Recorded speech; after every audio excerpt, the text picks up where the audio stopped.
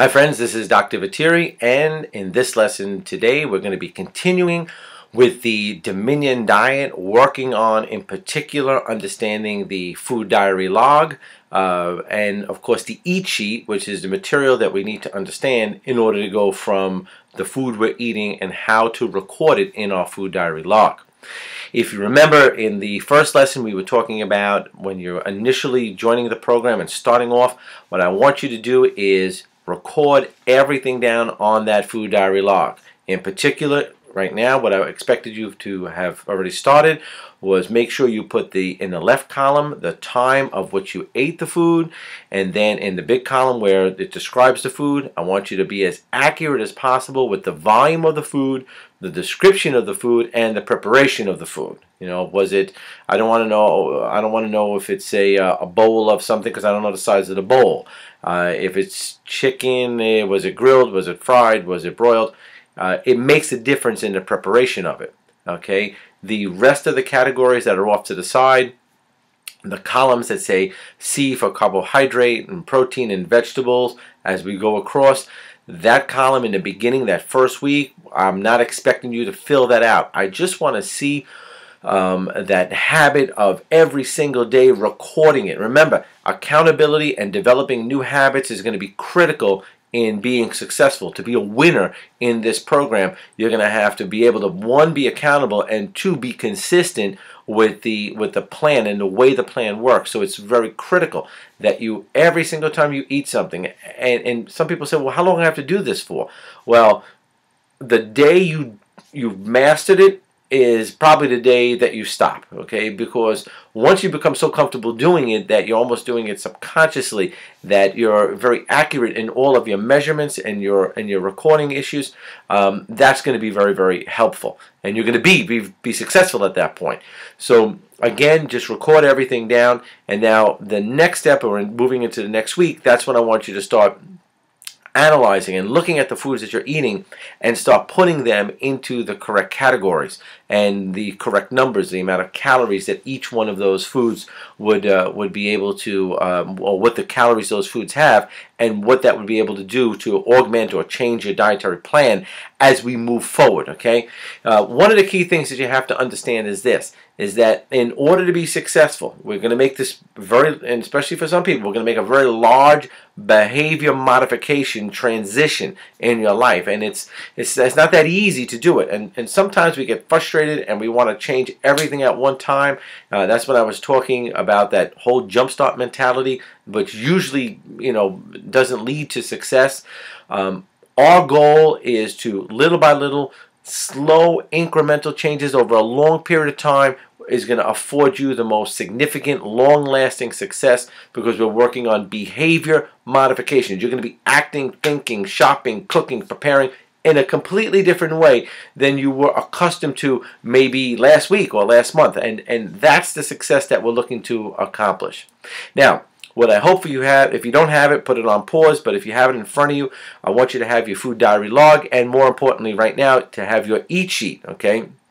And on your eat sheet, you're going to notice that we have it broken up into different categories. We have the carbohydrate family, we have the vegetable family, we have the protein family, and in the protein family we further break it down into meat protein from animals, then we have into fish protein, and then we also have into the dairy products, which is another protein I put into a separate category. But we also have like beans and legumes and eggs in the protein family. So it can be a little bit confusing in the beginning, only because you're not accustomed to keeping track of and recording things and understanding the different groups. But again, understand this. The more and more you can become accountable and have ownership and learning and be responsible for what you're doing, the better off you're going to be. Programs that teach you to be not responsible, I'm not going to say irresponsible, but not responsible, where everything is spoon-fed, and they work on that characteristic of human nature called making it easy for you, okay? The shortcut, or the make life smooth for you. It doesn't work, okay? It may work temporarily just because it's a break in your pattern or break in your habit, but it's not your habit. It's not you. You just don't do that. I mean, you can't buy foods in a package for the rest of your life. I mean, that doesn't make sense. But so you need to learn new, sustainable, long-lasting habits by making slow, incremental changes over a long period of time. Okay, and what you'll notice in all the lessons, it's not only the practical stuff of what to do and how to do it and what to buy and let me show you the exercise. It's understanding that spiritual component in there, that emotional component that leads to your success. Because as we reiterated in the beginning chapter about taking initiative and not making excuses, all the way up to accountability, that's critical. And what you'll notice, and a lot from chapter 2 in the book, about the spiritual accountability, about not abusing the mercy that God affords you, and being able to keep your life in covenant. These are critical issues. These are issues that we need to, and principles that we need to abide by, that we need to follow, because that's the essence. This is the biggest difference in what we're going to be learning in our Genesis Life Wellness program than any other program you can ever buy on the internet, in a package, or join a club. Nothing compares to the fact that if you can get yourself in a spiritual alignment to be obedient to the words that God has designed for us to be successful with, and get rid of those hindrances and be able to avoid them, of course you'll have success, okay? Because that word that God gives us is faultless. It doesn't have failure built into it. We just need to be obedient to it. And that's why it's so important for us to walk in a covenantal relationship with the Word of God. Now, let's move on to understanding what's on that eat sheet and understanding the categories that are on that eat sheet. The first one we're going to speak about is the carbohydrate group, and in this case we're particularly focusing in on the starch carbohydrates, okay? Fruit is a carbohydrate. Vegetables, spinach and broccoli, those are carbohydrates. But the carbohydrates that we're going to be speaking about in this section right now is the starch carbohydrates.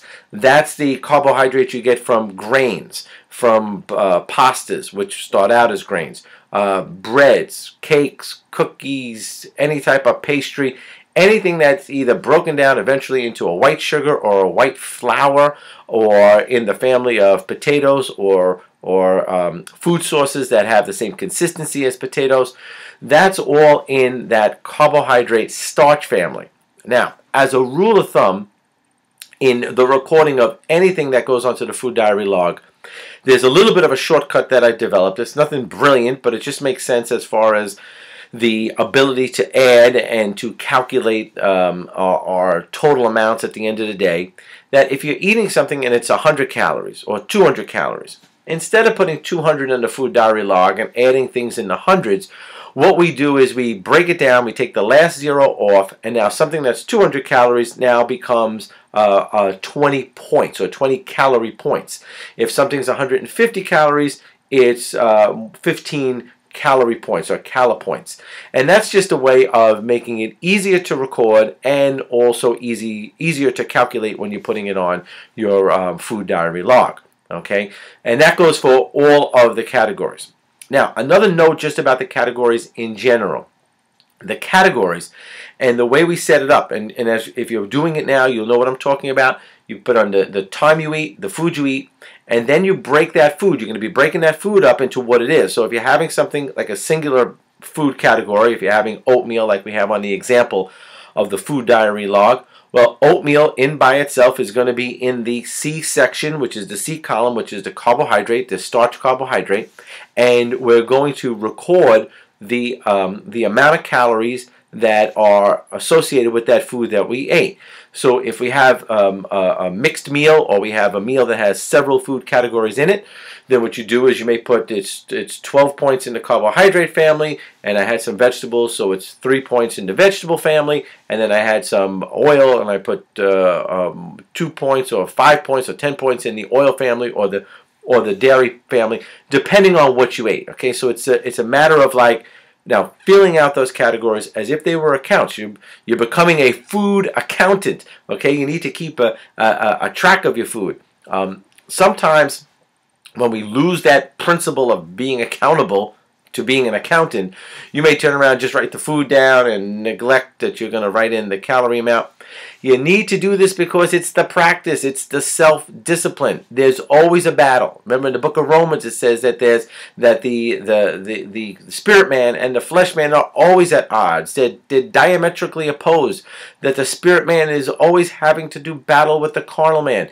And this is part of the training, my friends. We need to record down everything as accurately as possible without becoming a crazy person where you're measuring everything to the gram. Okay, so we want to be accurate. We want to be consistent in doing it. So let's look at the carbohydrates. Now, this again is going to cover both categories of carbohydrates. The simple carbohydrates, which are the ones that have the most refined sugar or have the highest glycemic index. And of course, glycemic index, or the measurement of a glycemic index, is how long does it take that carbohydrate or food that we eat, once we eat it, to be processed through digestion, through the liver, and now put into the bloodstream as glucose to be available for energy. Now, the higher the glycemic index, that means the simpler the sugar or the more processed the carbohydrate family is, you're going to have a higher glycemic index. It's going to go into the blood sooner, the glucose that is. It will raise your blood glucose level, and the faster it goes up, the more available energy you have. But if you're not using that energy, the body is going to produce insulin to sort of create the attraction of the glucose to be stored into cells, which is good, but anything that's excess, and you will have plenty of excess, especially if you're not burning it off on a regular basis, the rest of it gets stored as fat. But the slower that glucose gets put into the blood, that means the lower the glycemic index, then what happens is the slower it goes into the blood glucose level, the more opportunity we have to use that available glucose and therefore not store it as fat. And we'll cover that in more detail in a subsequent lesson. But for now, what we want to be able to do is understand and identify the foods that we're eating. So if you're going to eat pasta, for example, we'll start with the pasta, my favorite. A cup of pasta cooked, not dry, is approximately 200 calories. Okay, 1 cup, 200 calories, half cup, 100 calories. Now, when you put pasta in a cup initially, because you have to be able to put in a cup, have a visual understanding of what it is, and you put it in the plate.